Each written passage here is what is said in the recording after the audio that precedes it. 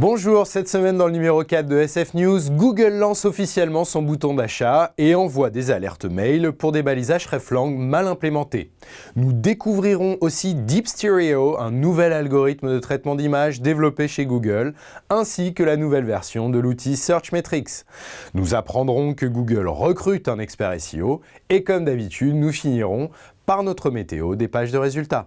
Au cours de la conférence Recode, en mai 2015, Google avait annoncé qu'ils déploieraient bientôt leur propre bouton d'achat, disponible sur mobile. L'objectif est d'améliorer la conversion sur smartphone, qui est aujourd'hui en moyenne 2 fois plus faible que sur desktop pour les pages marchandes. Le 15 juillet, Google a confirmé officiellement que ce programme baptisé Purchase on Google serait déployé dans les semaines qui viennent. Ce bouton d'achat sera testé d'abord aux États-Unis.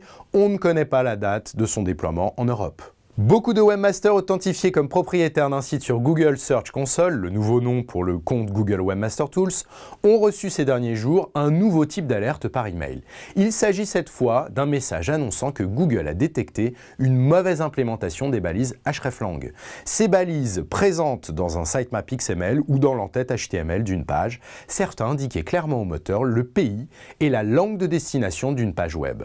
Si vous avez reçu ce message et que vous avez un site international ou multilingue, corriger vos balises, c'est effectivement important. Si vous avez déjà utilisé Google Street View, vous avez dû faire l'expérience des sauts entre les points pendant lesquels le paysage environnant devient flou. Des chercheurs de Google viennent de mettre au point un nouvel algorithme capable de créer une expérience de navigation en 3D parfaitement fluide, et ceci à partir d'images fixes, comme celles enregistrées par les caméras 360 degrés de Street View. Ce que fait Deep Stereo, c'est calculer les images intermédiaires manquantes. Le résultat est bluffant, on croirait vraiment naviguer dans une modélisation 3D ou que le déplacement a été filmé.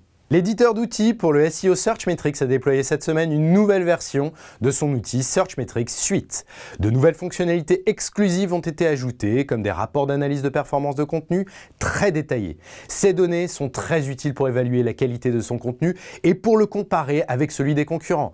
Hélas, ces données ne sont pas disponibles pour les possesseurs d'une simple licence Essentials. Les relations de Google avec les experts SEO ont toujours été compliquées, mais la firme de Mountain View vient de reconnaître implicitement qu'ils servaient réellement à quelque chose. Comment ? Tout simplement en publiant le 16 juillet dernier une annonce de recrutement pour un expert SEO. Il sera chargé d'optimiser les sites du programme Google Cloud Platform. Comme on pouvait s'y attendre, la fiche de poste ne mentionne pas des activités comme l'achat de liens ou le spam de commentaires. C'est le calme plat ou presque dans les pages de résultats. La mise à jour de Panda annoncée depuis des semaines est toujours repoussée. Dommage pour ceux qui ont optimisé leur site et qui comptent sortir de la pénalité à cette occasion.